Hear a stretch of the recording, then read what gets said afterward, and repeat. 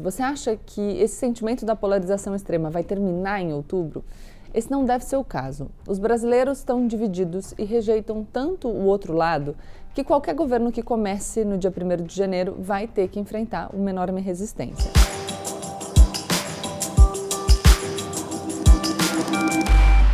Olá, pessoal! Como eu sempre digo, a partir de agora, menos emoção e mais razão. Aproveita, se inscreve no canal, deixa seu like e compartilha esse vídeo com seus amigos. Esse vídeo você compartilha mais, que vocês estão vendo que ao contrário dos outros eu tô arrumada e tal, tá? Fazendo umas fotos. Então, entendeu? Manda pra ver se essa imagem... Como chama?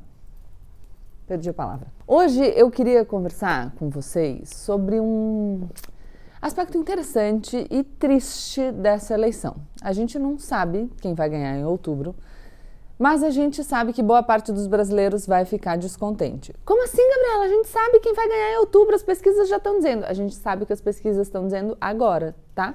Pra gente saber quem vai ganhar em outubro, a gente tem que chegar em outubro.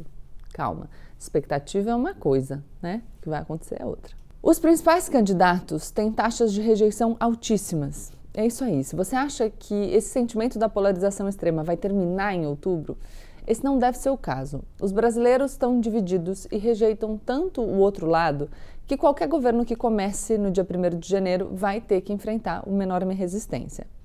Isso significa que eu estou falando que todo mundo está no mesmo lugar dessa polarização e engajado da mesma maneira? Não significa. Eu já fiz alguns vídeos aqui no canal falando sobre como essa percepção da discussão política como uma discussão mais intensa, agressiva, que a gente vê nas redes, é uma sensação que decorre do comportamento de uma parcela pequena do eleitorado. Porque o meião ali, excluídos os mais ou menos 15 de um lado e 15 do outro, tem uma postura mais amena e se abstém um pouco desse debate, tá? Isso não significa, entretanto, que mesmo essas pessoas não possam sentir uma rejeição por um candidato ou por outro. A pesquisa IPESP, encomendada pelo Banco XP e divulgada no final da semana passada, mostra que a rejeição do ex-presidente Lula é de 43%. Já os que rejeitam o atual presidente Bolsonaro chegam a 59%. Esses números variam um pouquinho de instituto de pesquisa em instituto de pesquisa, porque cada um aplica uma metodologia própria, mas o resultado final é sempre parecido. Milhões e milhões de brasileiros não conseguem suportar a ideia de um desses candidatos ser eleito presidente. E se vocês acham que o problema é só o Lula e o Bolsonaro, vocês estão enganados. Porque nas pesquisas realizadas pelo Datapoder 360, também na semana passada, os candidatos da terceira via tampouco vão bem. O Ciro Gomes tem 48% de rejeição nessa simulação. O ex-governador de São Paulo, João Dória, é ainda mais rejeitado. 60% dos entrevistados não votariam nele de jeito nenhum. Essas rejeições são enormes, mas incrivelmente, se você olhar esses números, as rejeições vêm diminuindo. Isso porque o eleitor está cada vez mais conformado de ver que a sua escolha vai ter que ser entre quem ele não gosta menos. Isso não dá uma tristeza em vocês? Porque isso me desanima.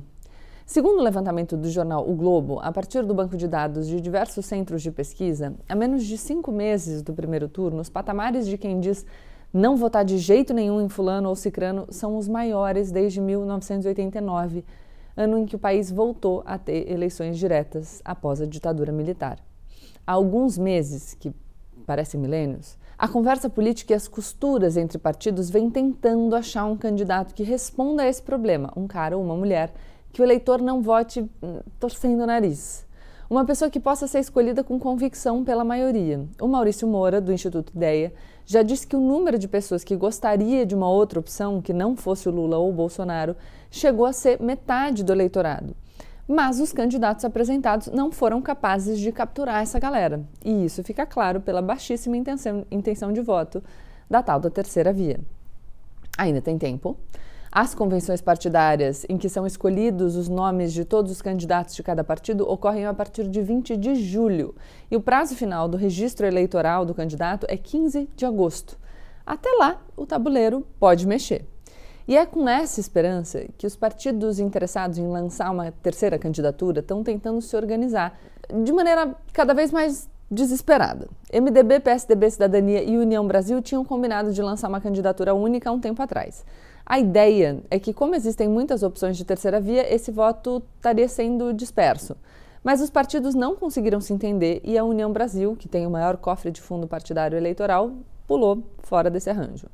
O PSDB e o Cidadania formaram uma federação, ou seja, estão juntos nessa escolha. E a gente tem vídeos sobre o funcionamento das federações aqui no canal, é só procurar, tá? Existem tentativas também para que uma coligação ocorra com o MDB, para que seja escolhido um só candidato. Também aí o negócio está bem embolado. Vocês devem se lembrar que o ex-governador de São Paulo, João Dória, ganhou as prévias do PSDB, num processo tumultuado, inclusive, e com isso ele teria sido escolhido o candidato do partido. Só que o Dória nunca conseguiu decolar em nenhuma pesquisa, ele está patinando ali em 2 ou 3% de intenção de votos. E com a rejeição que a gente comentou lá em cima, fica complicado. Isso não anima o PSDB. O Dória também criou muitos inimigos dentro do partido. Uma boa parte dos seus correligionários não quer que ele esteja na chapa, simples assim. Ele já criou tanto furdunço que se indispôs com bastante gente. O partido está absolutamente dividido entre quem quer seguir o resultado da prévia e ir de Dória e entre quem quer escolher um outro nome tucano na convenção partidária e entre quem quer coligar com o MDB e, quem sabe, ir com a candidata do MDB. E quem é a candidata do MDB? A senadora Simone Tebet, que também pontua baixinho nas pesquisas, mas, vejam esse mas, que não tem nem de longe a rejeição do Dória e ainda é desconhecida do público, ou seja, tem espaço para crescer. PSDB e MDB chegaram a acordar que decidiriam um candidato comum com base em uma pesquisa qualitativa e uma pesquisa quantitativa. O dia para isso ocorrerá hoje, dia 18 de maio, quando eu estou gravando, mas esse barco parece ter feito água. O Dória está ameaçando judicializar a questão com o seu partido. E qual é o medo dele? Que a Simone pontue melhor na pesquisa qualitativa, exatamente pelas características que a gente falou aqui. Pouca rejeição, muito espaço para ser conhecida e que, consequentemente, os partidos escolham a senadora para a cabeça de chapa. A ala do PSDB que prefere essa solução está pensando também em dinheiro, tutuma e grana. Se o partido não tem chance de ganhar, valeria a pena gastar a montanha de recursos que custa uma candidatura presidencial? Talvez não. Talvez seja mais jogo focar nos estados e nas campanhas para o legislativo. São cálculos a se fazer. A Simone Tebet, que pouco tempo atrás ninguém apostaria como uma candidata a presidente que ficasse mesmo na corrida até o final, pode acabar levantando essa bandeira da terceira via. Só que a senadora também enfrenta disputas internas dentro do seu partido, o MDB. Tem gente no MDB que gostaria de apoiar o Lula, porque isso seria conveniente em palanques estaduais, principalmente no Nordeste, e tem gente que prefere apoiar o Bolsonaro, ou pelo menos deixar o partido ambíguo para eles irem com quem convém nas eleições de cada estado. Aliás, só para pontuar aqui, toda essa galera quando veio no GPS político disse que toparia abrir mão do protagonismo pessoal em prol de um projeto pelo Brasil. Legal? O que acontece? Eleição não é só ideologia e não é só buscar pelo Palácio do Planalto. Afinal, existem vários tipos de poder. Os partidos e os seus integrantes olham para as pesquisas e pensam a mesma coisa que muitos brasileiros. Para onde que o vento está levando, hein? Vale muito mais a pena para um partido se juntar com uma canoa que está com cara de quem que vai ganhar. Ou se juntar a canoa que vai lhe dar mais concessões pelo seu apoio. Ninguém quer... Bolt, não dá. Não dá. Ou se juntar a canoa que vai lhe dar mais concessões pelo seu apoio. Tá quieto agora?